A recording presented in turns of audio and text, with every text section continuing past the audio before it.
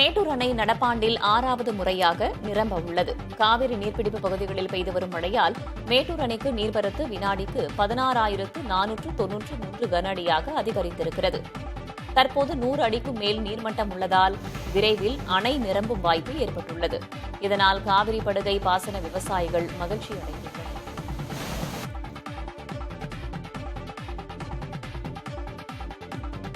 ஜம்மு காஷ்மீரில் ஏற்பட்ட மேகவெடிப்பு மற்றும் கனமழை காரணமாக 11 பேர் உயிரிழந்துள்ளனர். மேகவெடிப்பு மற்றும் கனமழையால் ராம்பான் மாவட்டத்தில் ஏற்பட்ட வெள்ளத்தில் வீடும் பள்ளி ஒன்றும் அடித்துச் செல்லப்பட்டது. இதில் 4 பேர் உயிரிழந்துள்ளனர். மாயமான ஒருவரை தேடும் பணி நடைபெற்று வருகிறது. ரியாசி மாவட்டத்தில் மண் சரிவு ஏற்பட்டதில் வீடு புதைந்து 7 பேர் உயிரிழந்தனர். ஜம்முவில் மட்டும் இம்மாதம் கனமழை தொடர்பான சம்பவங்களால் 122 பேர் உயிரிழந்துள்ளது குறிப்பிடத்தக்கது. இது தவிர ஜம்மு காஷ்மீர் நெடுஞ்சாலைகளில் 5வது நாளாக போக்குவரத்து ரத்து செய்யப்பட்டுள்ளது. ராவி, செனாப் உள்ளிட்ட ஆறுகளில் வெள்ளப்பெருக்கு ஏற்பட்டு தாழ்வான பகுதிகளை வெள்ள நீர் சூழ்ந்துள்ளது. ஜம்மு காஷ்மீரில் பள்ளி, கல்லூரிகளும் அத்தியாவசியமான துறைகளை தவிர பிற துறைகளின் அரசு அலுவலகங்களும் கடந்த 26ஆம் தேதி முதல் மூடப்பட்டுள்ளன.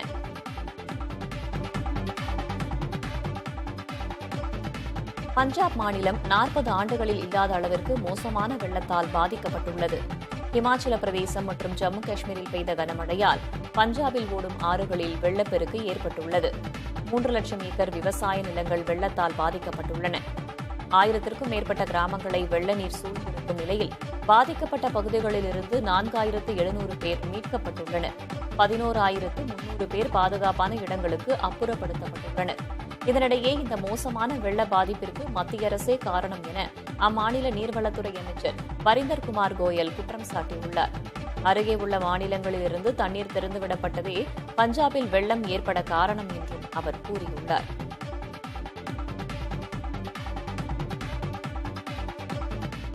டெல்லி யமுனை ஆற்றில் அபாய கட்டத்தை தாண்டி தண்ணீர் ஓடுவதால் பழைய யமுனை பாலத்தில் போக்குவரத்து நிறுத்தப்பட்டுள்ளது. யமுனை ஆற்றின் நீர்மட்டம் அபாய அளவை தாண்டி 206 மீட்டராக உயர்ந்துள்ளது. இதனால் பழைய யமுனை பாலம் பகுதியில் ரயில் மற்றும் சாலை போக்குவரத்து தற்காலிகமாக நிறுத்தப்பட்டுள்ளது. டெல்லி அரசு மற்றும் பேரிடர் மீட்புப் படையினர் இணைந்து நிலைமையை உன்னிப்பாக கண்காணித்து வருகின்றனர். மேலும் அவசர கால உதவிகளை வழங்க தயார் நிலையில் இருப்பதாகவும் தெரிவிக்கப்பட்டுள்ளது.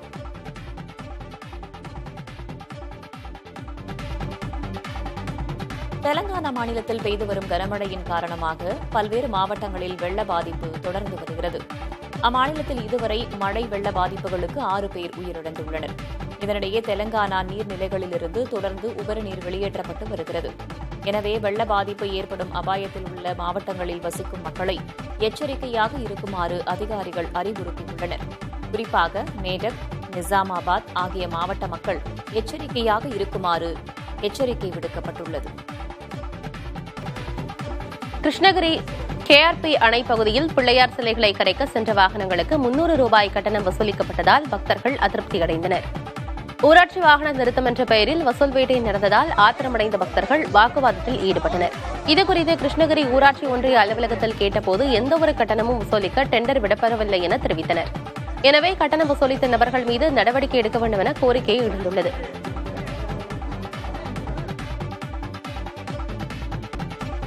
திருவாரூரில் உள்ள மத்திய பல்கலைக்கழகத்தில் உட்கட்டமைப்பு பணிகளை மேற்கொள்ள 385.27 கோடி ரூபாய் வழங்க மத்திய அரசு ஒப்புதல் அளித்துள்ளது. இதுபற்றி மத்திய கல்வி அமைச்சகம் வெளியிட்டுள்ள அறிவிப்பில், தமிழ்நாடு மத்திய பல்கலைக்கழக உட்கட்டமைப்பு விரிவாக்க பணிகளுக்காக உயர்கல்வி நிதி நிறுவனம் மூலம் 385.27 கோடி ரூபாய் வழங்க ஒப்புதல் அளிக்கப்பட்டிருப்பதாக குறிப்பிடப்பட்டுள்ளது.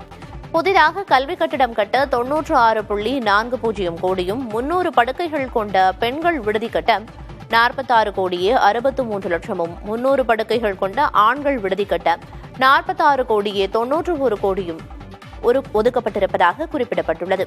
அறிவியல் கருவி மையம் அமைக்க 19,95,00,000 அறிவியல் கருவிகள் கொள்முதல் செய்ய 16,84,00,000 ஒதுக்கீடு செய்யப்பட்டிருப்பதாக தெரிவிக்கப்பட்டுள்ளது.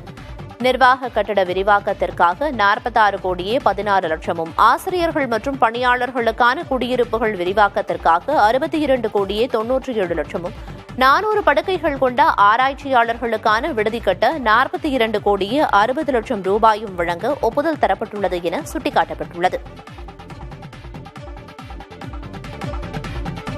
பீகார் வாக்காளர் பட்டியலில் இருந்து பெயரை நீக்க கோரி 2 லட்சம் பேர் மனு தாக்கல் செய்திருப்பதாக தேர்தல் ஆணையம் தெரிவித்துள்ளது.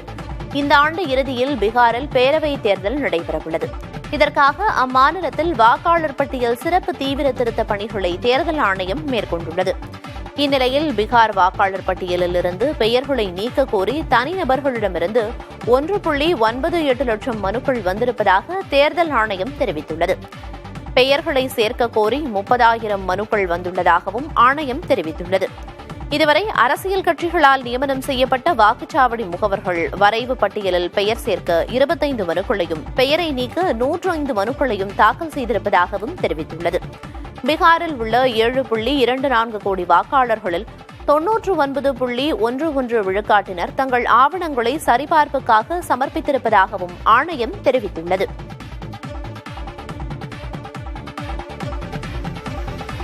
மதுராந்தகம் வேளாண்மை உற்பத்தியாளர்கள் கூட்டுறவு விற்பனை சங்கத்தின் மூலமாக தரமற்ற அரிசி விற்பனை செய்யப்படுவதாக புகார் எழுந்துள்ளது. கூட்டுறவு விற்பனை சங்கம் மூலமாக கட்டுப்பாடற்ற பொருட்கள் விற்பனை திட்டத்தின் கீழ் அரிசி, மசாலா, சோப்பு உள்ளிட்டவை விற்பனை செய்யப்படுகின்றன. இந்நிலையில் ரேஷன் கடைகளில் போடப்படும் அரிசியை போன்று இந்த அரிசி தரம் குறைந்ததாக இருப்பதாக பொதுமக்கள் குற்றச்சாட்டை முன்வைக்கின்றனர். அரிசியை பாலிஷ் போட்டு ஒரு மூட்டை 1200 ரூபாய்க்கு விற்பனை செய்யப்படுவதாக கூறப்படுகிறது.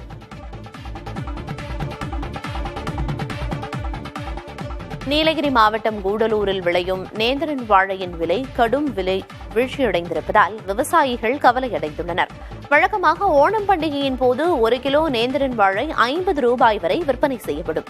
ஆனால் இந்த ஆண்டு கர்நாடகா மற்றும் மேட்டுப்பாளையம் பகுதிகளில் விளைச்சல் அதிகரித்திருப்பதால் 1 கிலோவுக்கு 24 ரூபாய் மட்டுமே கிடைப்பதாக விவசாயிகள் வேதனை தெரிவிக்கின்றனர்.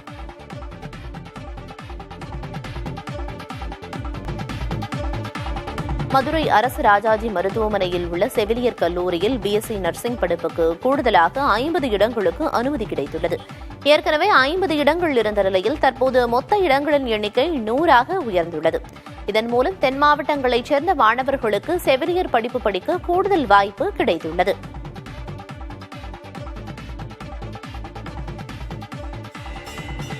ஓணம் பண்டிகை சிறப்பு பூஜைக்காக சபரிமலை ஐயப்பன் கோயில் நடை வரும் 3ஆம் தேதி திறக்கப்பட உள்ளது. 5ஆம் தேதி ஓணம் பண்டிகை சிறப்பு பூஜைகள் நடைபெறவுள்ள நிலையில் 7ஆம் தேதி வரை வழக்கமான பூஜைகள் நடைபெறவுள்ளன. இந்த 5 நாட்கள் தரிசனத்திற்கான விர்ச்சுவல் கியூ முன்பதிவு இணையதளம் வாயிலாக நடைபெற்று வருகிறது.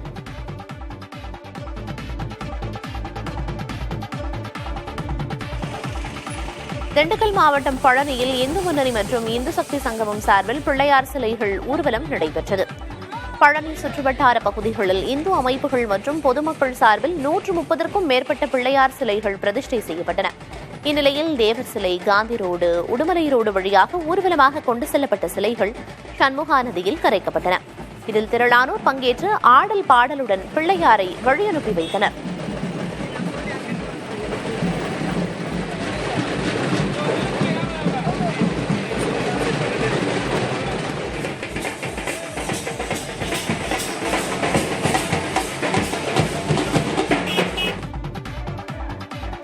கிருஷ்ணகிரி செட்டியம்பட்டியில் மாபெரும் எருதுவிடும் விழா கோலாகலமாக நடைபெற்றது.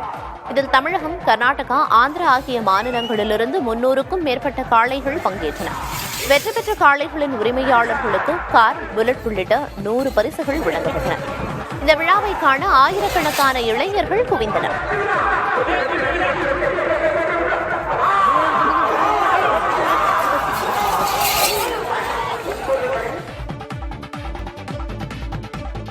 இந்தியாவில் நடைபெறவுள்ள ஜூனியர் உலகக்கோப்பை ஹாக்கி போட்டியில் பாகிஸ்தான் அணி பங்கேற்க உள்ளது. பாகிஸ்தான் அணியின் பங்கேற்பை ஹாக்கி இந்தியா பொதுச் செயலாளர் போலந்த்நாத் சிங் உறுதிப்படுத்தியுள்ளார். அண்மையில் நடைபெற்ற ஆசிய கோப்பையிலிருந்து பாகிஸ்தான் விலகிய நிலையில் இந்த அறிவிப்பு வெளியாகியுள்ளது. ஜூனியர் உலகக்கோப்பை ஹாக்கி போட்டி நவம்பர் 28ஆம் தேதி தொடங்கி டிசம்பர் 10ஆம் தேதி வரை சென்னை மற்றும் மதுரையில் நடைபெறவிருப்பது குறிப்பிடத்தக்கது.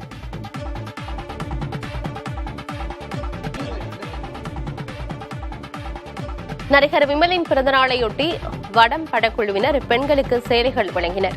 திருநெல்வேலி மாவட்டம் கல்லிடைக்குறிச்சியில் விமல் நடிக்கும் வடம் படத்தின் படப்பிடிப்பு நடைபெற்று வருகிறது.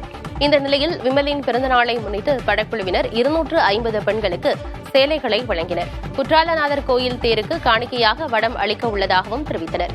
செய்தியாளர்களிடம் பேசிய விமல், விஜய் அரசியலில் வெற்றி பெற வாழ்த்து தெரிவித்தார்.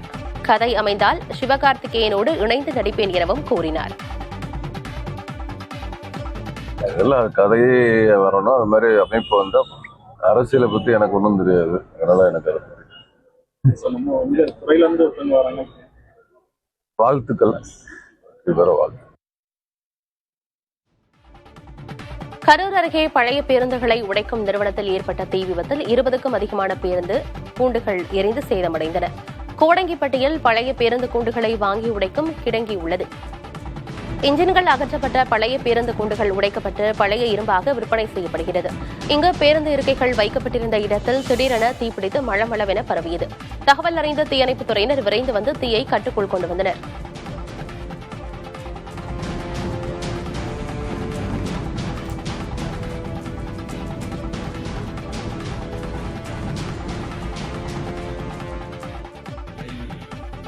கோவை மாவட்டம் பொள்ளாச்சி அருகே ஆழியாறு அறிவு திருக்கோவிலில் இல்லறம் சிறக்க மனைவி நல வேட்பு விழா நடைபெற்றது. இதில் புதுமண தம்பதியர் முதல் வயதில் மூத்த தம்பதியர் வரை பங்கேற்றனர். தம்பதியர் மாலை மாற்றிக்கொண்டு பழங்களை பரிமாறி தங்கள் இணையருடன் கைகோர்த்து தியானம் செய்தனர். வாழ்க்கை நலம் பெற மனைவியை மதிக்க வேண்டும் என்பதை வலியுறுத்தி மனைவி நல வேட்பு விழா நடத்தப்பட்டதாக நிகழ்ச்சி ஏற்பாட்டாளர்கள் கூறினர். இதேபோல நாமக்கல்லிலும் மனைவி நல வேட்பு விழா நடத்தப்பட்டது. இதில் பங்கேற்ற 100க்கும் அதிகமான தம்பதியர் தங்கள் இணையரின் கைகளை பற்றிக் கொண்டு ஒருவருக்கொருவர் தங்களுக்குள் அன்பையும் புரிதலையும் வெளிப்படுத்தினர். மனைவியுடன் இணக்கமாக இருப்பதால் வாழ்வில் ஏற்படும் மாற்றங்கள், முன்னேற்றங்கள் குறித்து எடுத்துரைக்கப்பட்டது. ஆந்திராவிலிருந்து அரசு பேருந்தில் கொண்டுவரப்பட்ட 59 லட்சம் ரூபாய் ரொக்கமும் 800 கிராம் வெள்ளியும் பறிமுதல் செய்யப்பட்டன. ஊத்துக்கோட்டை சோதனைச் சாவடியில் ஒரு பையில் கட்டுக்கட்டாக பணம் இருப்பதை கண்டுபிடித்தனர். ஆந்திராவைச் சேர்ந்த கோரகநாத் என்பவரிடம் விசாரணை நடத்தப்பட்டது. தான் ஒரு நகை வியாபாரி எனவும் நகை வாங்குவதற்காக பணத்தை கொண்டு சென்றதாகவும் தெரிவித்தார். ஆனால் உரிய ஆவணங்கள் எதுவும் இல்லாததால் பணம் மற்றும் வெள்ளி ஆகியவை வருமான வரித்துறையிடம் ஒப்படைக்கப்பட்டன.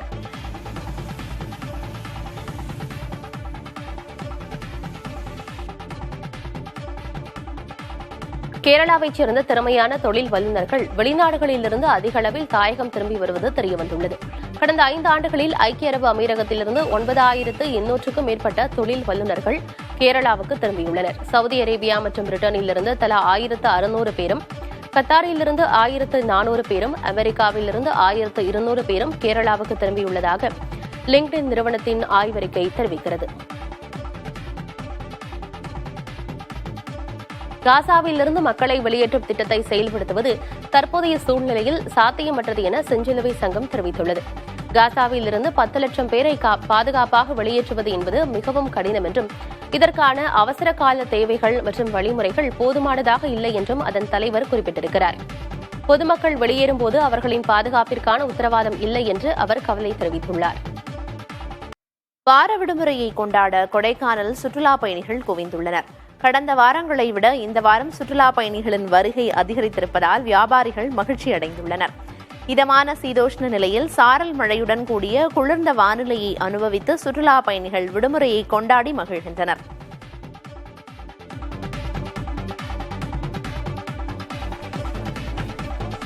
வால்பாறை அருகே உபாசி எஸ்டேட்டில் பொதுமக்கள் அரசு பேருந்தை சிறைப்பிடித்து சாலை மறியல் போராட்டத்தில் ஈடுபட்டனர். சுமார் 5 மாதங்களாக உபாசி 10ஆம் பாத்தி என்ற குடியிருப்பு பகுதிக்கு பேருந்து வராததால் வயதானவர்களும் குழந்தைகளும் 3 கிலோமீட்டர் தூரம் நடந்தே செல்ல வேண்டிய அவலம் ஏற்பட்டுள்ளது.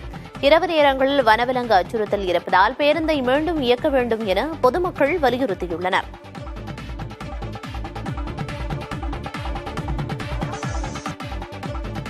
நாடு முழுவதும் உள்ள உயர்நீதிமன்றங்களில் 11,50,000 வழக்குகள் நிலுவையில் இருப்பதாக கூறப்படுகிறது. நடந்து முடிந்த மழைக்கால கூட்டத்தொடரில் மத்திய சட்ட அமைச்சகம் தாக்கல் செய்த எழுத்துப்பூர்வமான பதிலில் நாடு முழுவதும் உள்ள 25 உயர்நீதிமன்றங்களில் 10 முதல் 20 ஆண்டுகளாக 11,50,000 வழக்குகள் நிலுவையில் இருப்பதாக தெரிவிக்கப்பட்டுள்ளது. அதிக அளவில் வழக்குகள் நிலுவையில் இருப்பதற்கு நீதிபதிகளின் பற்றாக்குறையே காரணம் என சொல்லப்படுகிறது. நீதிபதிகள் நியமனத்திற்கான பரிந்துரைகளை வழங்கும் உச்சநீதிமன்ற கொலீஜியம் தங்கள் பரிந்துரைகளை தாமதமாக வழங்குவதே இதற்கு காரணம் என மத்திய அரசு தரப்பில் தெரிவிக்கப்பட்டுள்ளது. கனமழை காரணமாக திருவொற்றியூர் மாணிக்கம் நகர் ரயில்வே சுரங்கப்பாதையில் 2 அடிக்கு மேல் தண்ணீர் தேங்கியுள்ளது. கடந்த சில மாதங்களுக்கு முன்பு இந்த பாதையில் தண்ணீர் தேங்காமல் இருக்க புதிய கான்கிரீட் சாலை அமைத்தும் மீண்டும் நீர் தேங்கியுள்ளதால் பொதுமக்கள் அதிருப்தி அடைந்துள்ளனர். மேலும் தேங்கிய மழைநீரை முழுமையாக அகற்ற வேண்டும் என கோரிக்கை விடுக்கப்பட்டுள்ளது.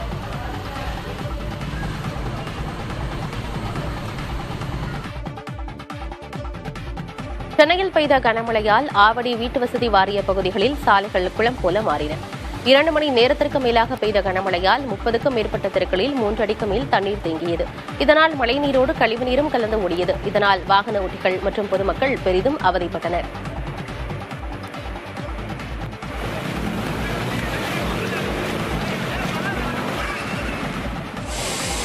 இரண்டு நாட்களுக்கு பிறகு தென்காசி மாவட்டம் குற்றாலம் அருவிகளில் குளிக்க அனுமதி வழங்கப்பட்டுள்ளது. மேற்கு தொடர்ச்சி மலைப்பகுதிகளில் பெய்த மழையால் அருவிகளில் நீர்வரத்து அதிகரித்ததால் தடை விதிக்கப்பட்டிருந்தது. தற்போது நீர்வரத்து சீரான நிலையில் மெயின் அருவி, ஐந்தருவி, பழைய குற்றாலம் அருவி உள்ளிட்ட அனைத்து அருவிகளிலும் சுற்றுலா பயணிகள் குளிக்க அனுமதிக்கப்பட்டுள்ளனர்.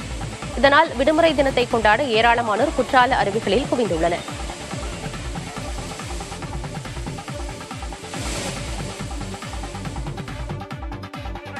கர்நாடக அணைகளிலிருந்து நீர் திறப்பு அதிகரிக்கப்பட்டதால் காவிரி ஆற்றில் தமிழக எல்லையான பிலிகுண்டுலுவுக்கு வரும் நீரின் அளவு வினாடிக்கு 28,000 கன அடியாக உயர்ந்துள்ளது. நீர்வரத்து அதிகரிப்பால் ஒகேனக்கல் அருவியில் தண்ணீர் ஆர்ப்பரித்துக் கொண்டுகிறது.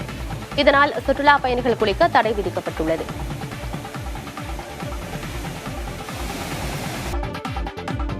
தமிழ் புறக்கணிக்கப்பட்டதாக குற்றச்சாட்டு எழுந்த நிலையில் இளநிலை பொறியாளர் பதவி உயர்வுக்கான தேர்வை தெற்கு ரயில்வே ரத்து செய்துள்ளது.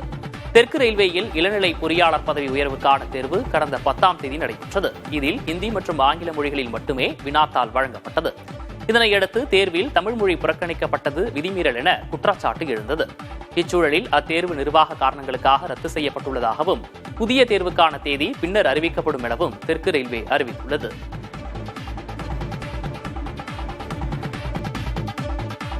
பழரச பானங்கள், மென் குளிர்பானங்கள் இரண்டும் சர்க்கரை நோயாளிகளுக்கு ஆபத்தானவை என்று மருத்துவர்கள் எச்சரிக்கின்றனர். பழரசம் மருந்துவது ஆரோக்கியமானது என்று மக்கள் கருதுகின்றனர். சர்க்கரை நோய் சிகிச்சை மருத்துவர் பாக்யேஷ் குல்கர்னி ஒரு ஆங்கில நாளிதழுக்கு அளித்த பேட்டியில் பழரசங்கள், மென் குளிர்பானங்கள் இரண்டுக்கும் வித்தியாசமில்லை என்றும் இரண்டிலும் அதே அளவு சர்க்கரை உள்ளதாக கூறியுள்ளார். வீட்டில் தயாரித்த பானங்களை அருந்துவதும் நேரடியாக சர்க்கரையை உண்பதற்கு சமம் என்றும் அவர் கூறியுள்ளார். மறைந்த நாகாலாந்து ஆளுநர் இல கணேசன் உருவப்படத்திற்கு அதிமுக பொதுச் செயலாளர் பழனிசாமி மரியாதை செலுத்தினார். பாஜகவில் நீண்ட நெடிய அனுபவம் கொண்ட தலைவராக திகழ்ந்த இல கணேசன் பின்னர் நாகாலாந்து மாநில ஆளுநராக பதவி வகித்து வந்தார். உடல்நலக்குறைவால் பாதிக்கப்பட்ட அவர் கடந்த 15ஆம் தேதி சென்னையில் காலமானார். இந்நிலையில் தியாகராய நகரில் உள்ள இல கணேசன் இல்லத்திற்கு இன்று காலை சென்ற எடப்பாடி பழனிசாமி அவரது உருவப்படத்திற்கு மலர் தூவி மரியாதை செலுத்தினார். கட்சி தொடர்பான சுற்றுப்பயணத்தில் பழனிசாமி இருந்தால் இல கணேசன் மறைவுக்கு உடனடியாக அவரால் வர முடியவில்லை என அதிமுகவினர் தெரிவித்துள்ளனர்.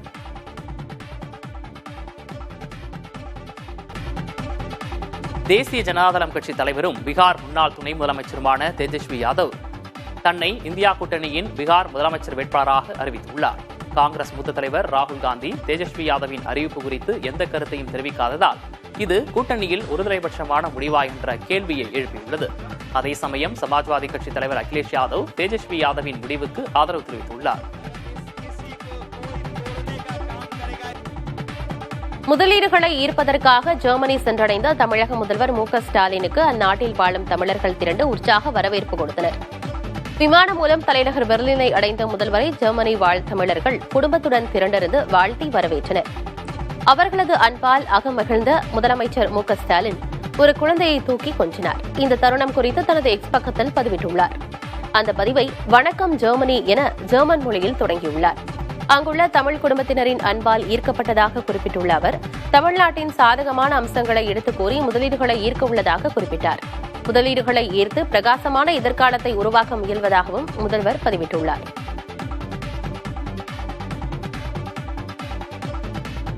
அமெரிக்காவின் வரி விதிப்பு உயர்வால் தமிழகத்தில் 4 துறைகளின் செயல்பாடுகளில் பாதிப்பு ஏற்பட வாய்ப்புள்ளதாக நிதித்துறை செயலாளர் உதயச்சந்திரன் தெரிவித்துள்ளார். ஜவுளி தொழில், ஆட்டோ உதிரி பாகங்கள் உற்பத்தி, கடல்சார் பொருட்கள், காலணி உற்பத்தி ஆகியவற்றில் பாதிப்பு ஏற்படக்கூடும் என்றும் அமெரிக்காவின் வரி விதிப்பு முறை அது சார்ந்து மத்திய அரசு எடுத்து வரும் நடவடிக்கைகளை உன்னிப்பாக கவனித்து வருகிறோம் எனவும் உதயச்சந்திரன் கூறியுள்ளார்.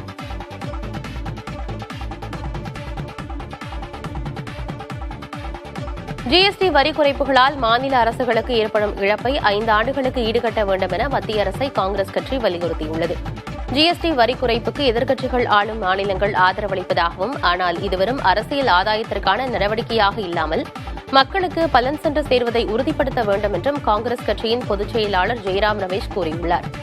வரி மற்றும் மேல்வரி பகிர்வு நியாயமான வகையில் பங்கிட வேண்டும் என்றும் அவர் கேட்டுக் கொண்டார்.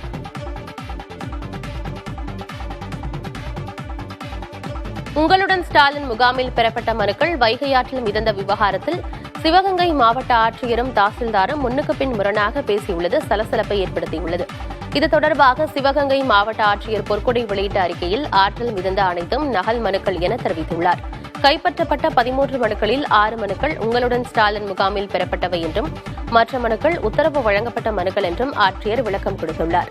மேலும் சம்பந்தப்பட்ட திருப்புவனம் வட்டாட்சியர் விஜயகுமார் இடமாற்றம் செய்யப்பட்டுள்ளதாகவும் மாவட்ட ஆட்சியர் தெரிவித்தார்.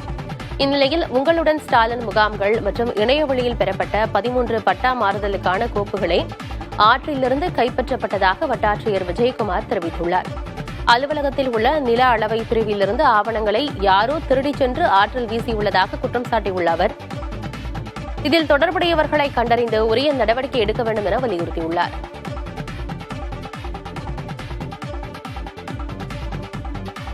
நாகை மாவட்டம் வேளாங்கண்ணியில் சுற்றுலா பயணிகள் குவிந்ததால் மீன்கள் விலை அதிகரித்து விற்பனை செய்யப்பட்டது. ஒரு சில படகுகளில் ஏற்றுமதி ரக பெரிய மீன்களும் அதிக அளவில் நெத்திலி மீன்களும் கிடைத்துள்ளதால் துறைமுகம் முழுவதும் நெத்திலி மீன்கள் போல் மலை போல குவிந்துள்ளன. வேளாங்கண்ணி திருவிழாவிற்கு வருகை தந்த சுற்றுலா பயணிகளும் படகு மற்றும் துறைமுகத்தை சுற்றி பார்த்ததோடு இறால், நண்டு உள்ளிட்டவைகளை ஆர்வத்தோடு வாங்கிச் சென்றனர்.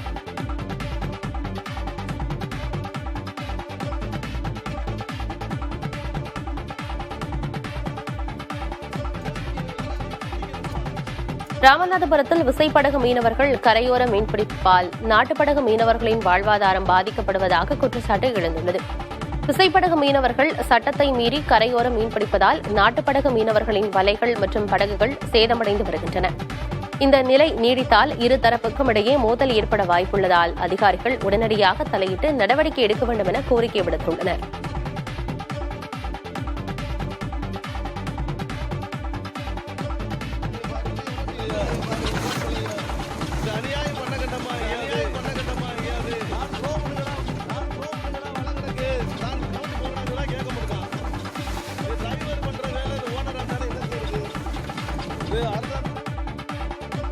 ஓணம் பண்டிகைக்காக பெங்களூர் மங்களூர் இடையே சிறப்பு ரயில் அறிவிக்கப்பட்டுள்ளது. இன்று இரவு 11 மணிக்கு மங்களூரிலிருந்து புறப்பட உள்ள சிறப்பு ரயில் நாளை பிற்பகல் 2:30 மணிக்கு பெங்களூருவை அடைகிறது. மறுமார்க்கத்தில் நாளை பிற்பகல் 3:30 மணிக்கு பெங்களூரிலிருந்து புறப்படும் ரயில் மறுநாள் காலை 7:30 மணிக்கு மங்களூருவை சென்றடைய உள்ளது. இந்த சிறப்பு ரயிலை பயணிகள் பயன்படுத்திக் கொள்ளுமாறு சேலம் ரயில்வே கோட்ட நிர்வாகம் கேட்டுக் கொண்டுள்ளது.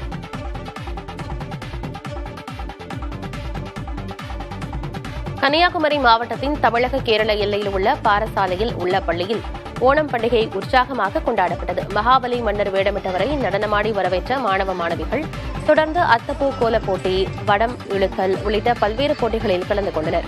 மாணவர்களுக்கான போட்டிகள் மட்டுமின்றி பெற்றோர்களுக்கும் பலூன் உடைத்தல் போன்ற வேடிக்கையான போட்டிகள் நடத்தப்பட்டன. நிகழ்வின் முடிவில் போட்டிகளில் வெற்றி பெற்ற மாணவர்கள் மற்றும் பெற்றோர்களுக்கு பரிசுகள் வழங்கப்பட்டன. இந்த கொண்டாட்டம் பள்ளி வளாகம் முழுவதும் மகிழ்ச்சியையும் உற்சாகத்தையும் ஏற்படுத்தியது. திருச்செந்தூர் சுப்பிரமணிய சுவாமி கோயில் முன்புள்ள கடல் சுமார் 80 அடி உள்வாங்கியது. இதனால் பாசிகள் நிறைந்த பாறைகள் வெளியே தெரிந்தன. கடல் அமைதியாக காட்சியளித்ததை கண்டு பக்தர்கள் அச்சமின்றி புகைப்படம் எடுத்து மகிழ்ந்தனர். அசம்பாவிதங்கள் நிகழாதவாறு கோயில் ஊழியர்களும் போலீசாரும் பாதுகாப்பு பணியில் ஈடுபட்டனர். ஆன்லைன் சூதாட்ட தடை சட்டத்தை எதிர்க்கும் மனு மீது மத்திய அரசு பதிலளிக்குமாறு கர்நாடக உயர்நீதிமன்றம் உத்தரவிட்டுள்ளது. நாடாளுமன்றத்தில் நிறைவேறிய ஆன்லைன் சூதாட்ட தடை மசோதா குடியரசுத் தலைவர் ஒப்புதலை அடுத்து அமலுக்கு வந்தது. இந்த சட்டத்துக்கு தடை விதிக்கும்படி ஹெட் டிஜிட்டல் ஒர்க்ஸ் சார்பில் மனு தாக்கல் செய்யப்பட்டது. இதனை விசாரணை செய்த கர்நாடக உயர்நீதிமன்ற நீதிபதிகள் மனு மீது பதிலளிக்கும்படி மத்திய அரசுக்கு நோட்டீஸ் அனுப்ப உத்தரவிட்டது. வழக்கு செப்டம்பர் 8ஆம் தேதிக்கு தள்ளி வைக்கப்பட்டது.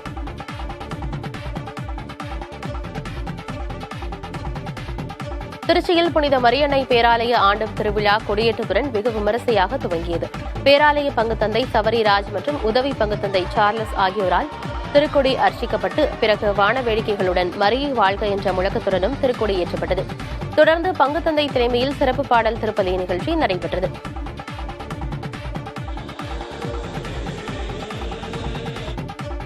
திரைப்பட நடிகை சுகன்யா திருவண்ணாமலை அண்ணாமலையார் கோயிலில் சுவாமி தரிசனம் செய்தார். சின்ன கவுண்டர், இந்தியன் உள்ளிட்ட ஹிட் படங்களில் நடித்து புகழ்பெற்ற சுகன்யா தனது தாயாருடன் அண்ணாமலையார் கோயிலில் வழிபட்டார். சிறப்பு அபிஷேகத்தில் பங்கேற்று தரிசித்தார். பள்ளியறை பூஜைகளிலும் பங்கேற்ற சுகன்யாவுக்கு கோயில் நிர்வாகத்தினர் பிரசாதம் வழங்கினர். கோயிலில் இருந்த பக்தர்கள் நடிகை சுகன்யாவுடன் புகைப்படம் எடுத்து மகிழ்ந்தனர். வார விடுமுறையொட்டி காசிமேட்டில் மீன்களை வாங்க மக்களின் கூட்டம் அலைமோதியது. அதிகாலை முதலே மீன்களை வாங்க மீன் பிரியர்கள் குவிந்ததால் காசிமேடே களை கட்டி காணப்பட்டது. வஞ்சிரம், பாறை, கொடுவா, நெத்திலி, சங்கரா, சூறை என வகை வகையான மீன்களின் வரத்து அதிகரித்திருப்பதால் மீன்களின் விலை குறைந்துள்ளது. இதனால் மக்கள் மகிழ்ச்சியுடன் மீன்களை அள்ளிச் சென்றனர்.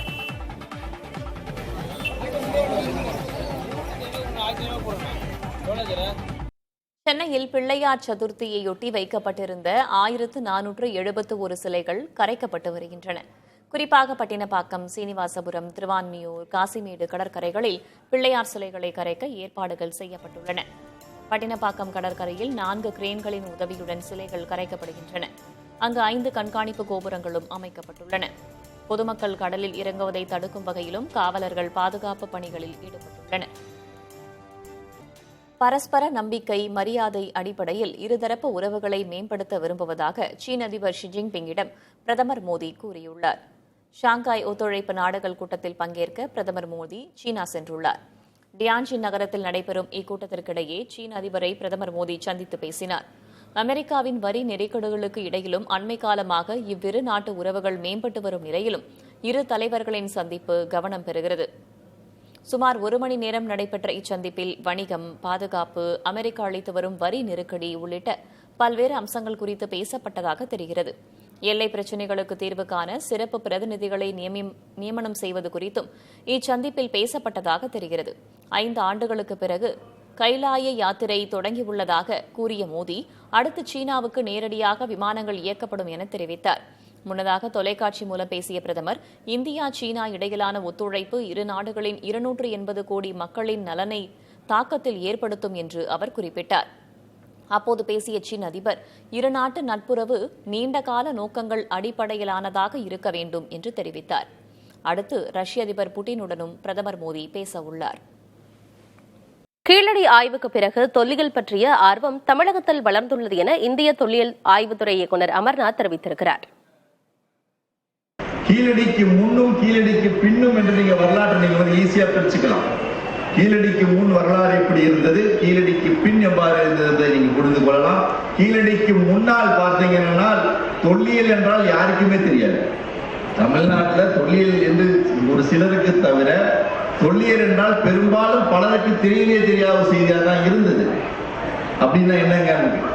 ஆனால் கீழடிக்கு பின் பார்த்தோம் என்றால் இன்று தொல்லியலை பற்றி ஆர்வம் தமிழகத்தில் வளர்ந்துள்ளது. தமிழகத்தை விட உலக நாடுகளில் உள்ள பல தமிழர்களுக்கு அந்த ஆர்வம் வளர்ந்துள்ளது. சென்னையில் பெய்த கனமழையால் ஆவடி வீட்டு வசதி வாரிய பகுதிகளில் சாலைகள் குளம் போல மாறின. 2 மணி நேரத்திற்கும் மேலாக பெய்த கனமழையால் 30க்கும் மேற்பட்ட தெருக்களில் 3 அடிக்கு மேல் தண்ணீர் தேங்கியது. இதனால் மழை நீருடன் கழிவு நீரும் கலந்து ஓடியது. இதனால் வாகன ஓட்டிகள் மற்றும் பொதுமக்கள் பெரிதும் அவதியடைந்தனர்.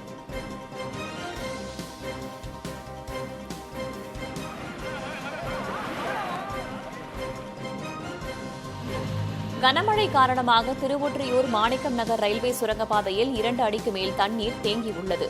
கடந்த சில மாதங்களுக்கு முன்பு இந்த பாதையில் தண்ணீர் தேங்காமல் இருக்க புதிய கான்கிரீட் சாலைகள் அமைத்தும் மீண்டும் நீர் தேங்கியுள்ளதால் பொதுமக்கள் அதிருப்தி அடைந்துள்ளனர்.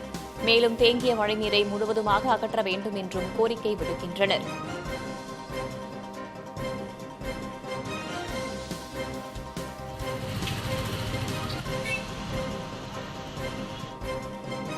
கனமழை காரணமாக சென்னை காசிமேடு இந்து சுடுகாடு அருகே புங்கை மரம் சாய்ந்தது. நல்வாய்ப்பாக மழை பெய்த நேரம் அப்பகுதியில் யாரும் இல்லாததால் பெரும் சேதம் தவிர்க்கப்பட்டது. தகவல் அறிந்து அங்கு சென்ற சென்னை மாநகராட்சி ஊழியர்கள் மரத்தை வெட்டி அப்புறப்படுத்தினர். அதே நேரம் கனமழை காரணமாக வடசென்னை ராயபுரம் லோட்டஸ் ராமசாமி தெருவில் மழைநீருடன் கழிவுநீர் கலந்து தேங்கியுள்ளது. இதனால் அப்பகுதியில் துர்நாற்றம் வீசுவதாகவும் நோய் தொற்று ஏற்படும் அபாயம் இருப்பதாகவும் அப்பகுதி மக்கள் குற்றம் சாட்டியுள்ளனர்.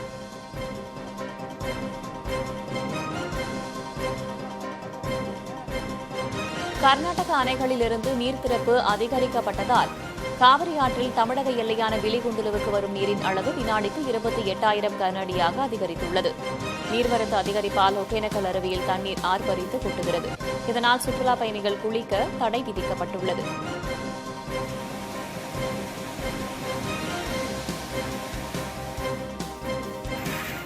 திருவள்ளூர் மாவட்டத்தில் நள்ளிரவில் இடி மின்னலுடன் கூடிய பலத்த மழை பெய்துள்ளது. இதனால் சாலைகளில் தண்ணீர் பெருக்கெடுத்து ஓடியது. பகல் நேரங்களில் வெயிலின் தாக்கம் அதிகரித்திருந்த நிலையில் இரவில் கனமழை பெய்தது. கடம்பத்தூர், திருப்பாச்சூர், மணவாள நகர், பூண்டி உள்ளிட்ட பகுதிகளில் பரவலாக மழை பெய்தது. அதிகபட்சமாக ஊத்துக்கோட்டை, செங்குன்றத்தில் தலா 8 சென்டிமீட்டர் மழை பதிவாகியுள்ளது.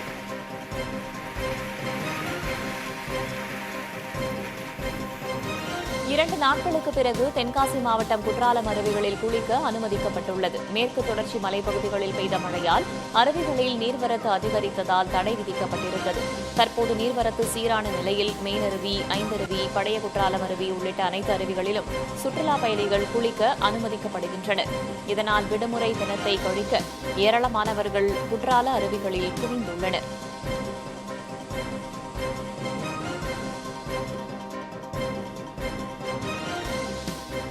சேலம் மாவட்டம் எடப்பாடி அருகே மெய்யம்பாளையத்தில் முறையான கால்வாய் இல்லாததால் ஏரிகளுக்கு செல்லும் உபரிநீர் விவசாய நிலங்களுக்குள் புகுந்து பல லட்சம் ரூபாய் மதிப்பிலான பயிர்களை சேதப்படுத்தியது.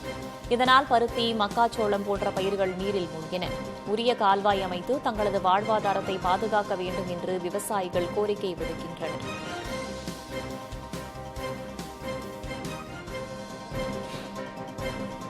வார விடுமுறையை முன்னிட்டு கன்னியாகுமரியில் ஏராளமான சுற்றுலாப் பயணிகள் சூரிய உதயத்தை கண்டு மகிழ்ந்தனர். அதிகாலையிலேயே ஏராளமான சுற்றுலாப் பயணிகள் குவிந்து முக்கடலும் சங்கமிக்கும் திரிவேணி சங்கமம் கடற்கரையில் சூரியன் உதயமான காட்சியை கண்டு ரசித்தனர். தொடர்ந்து கடற்கரையில் புனித நீராடி பகவதி அம்மன் கோவிலில் நீண்ட வரிசையில் காத்திருந்து சாமி தரிசனம் செய்தனர். சிலர் கடலின் நடுவே அமைந்துள்ள விவேகானந்தர் நினைவு மண்டபத்தை உற்சாகத்துடன் பார்த்தனர்.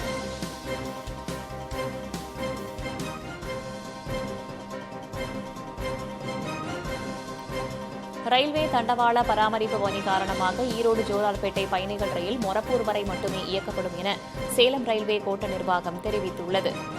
தாசம்பட்டி, சாம்பல்பட்டி இடையே தண்டவாள பராமரிப்பு பணிகள் நடைபெறுவதால் ஈரோடு ஜோலார்பேட்டை ரயில் 1ஆம் தேதியும் 2ஆம் தேதியும் மொரப்பூர் வரை மட்டுமே இயக்கப்படும் என்று அறிவிக்கப்பட்டுள்ளது.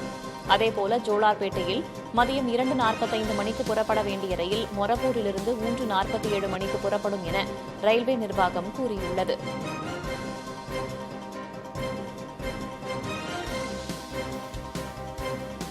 சிவகங்கை மாவட்டம் தென்மாப்பட்டு கிராமத்தில் கிருஷ்ண ஜெயந்தியை முன்னிட்டு இரட்டை மாட்டு வண்டி பந்தயம் உற்சாகமாக நடைபெற்றது. இதில் பெரிய மாடு பிரிவில் 9 ஜோடிகளும், சிறிய மாடு பிரிவில் 13 ஜோடிகள் என மொத்தம் 22 ஜோடி காளைகள் பங்கேற்றன. வெற்றி பெற்றவர்களுக்கு ரொக்க பரிசுகளும் கோப்பைகளும் வழங்கப்பட்டன. இந்த பந்தயத்தை காண சாலையின் இருபுறமும் ஆயிரக்கணக்கான மக்கள் திரண்டனர்.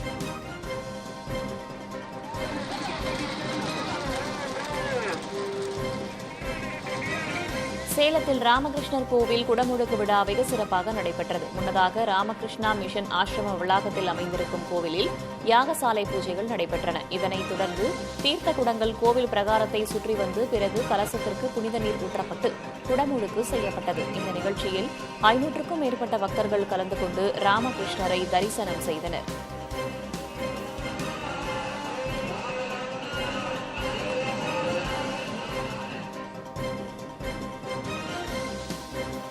ரயிலில் மறந்து விட்டுச் சென்ற 50 சவரன் தங்க நகைகள் அடங்கிய கைப்பையை ரயில்வே பாதுகாப்பு படை காவலர் மீட்டு உரிமையாளரிடம் ஒப்படைத்தார். சென்னை கோவை ரயிலில் பயணித்த ரவிக்குமார் தனது பையை ரயிலில் மறந்துவிட்டுச் சென்றார். அப்போது பணியில் இருந்த காவலர் மணிகண்டன் பையை கண்டுபிடித்து உயரதிகாரிகளிடம் ஒப்படைத்தார். பின்னர் அடையாளங்களை உறுதி செய்த பின் போலீசார் ரவிக்குமாரிடம் பையை பத்திரமாக ஒப்படைத்தனர். காவலரின் இந்த நேர்மையான செயலுக்கு பாராட்டுகள் குவிந்து வருகின்றன.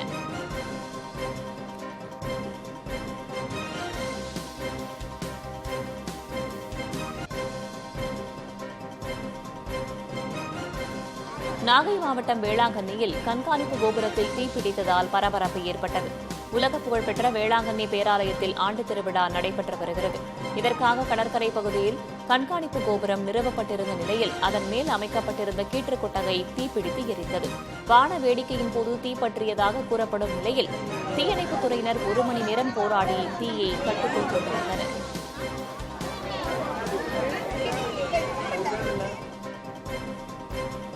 தெருநாய்களின் அச்சுறுத்தல் காரணமாக அவற்றுக்கு கருத்தடை செய்ய வேண்டும் என பலரும் வலியுறுத்தி வரும் நிலையில் பெண் நாய்களுக்கு கருத்தடை செய்வது எளிதல்ல என்று மருத்துவர்கள் கூறுகின்றனர். கருத்தடை அறுவை சிகிச்சை செய்வதால் புற்றுநோய் வரும் வாய்ப்பு குறைவதாக கூறும் மருத்துவர்கள், அதே நேரம் உட்புற அறுவை சிகிச்சை என்பதால் கீறல் இடத்தில் தொற்று ஏற்படும் அபாயம் இருக்கலாம் என்றும் தெரிவிக்கின்றனர். எனவே முறையாக பராமரிப்பது அவசியம் என்றும் எச்சரிக்கை விடுக்கின்றனர்.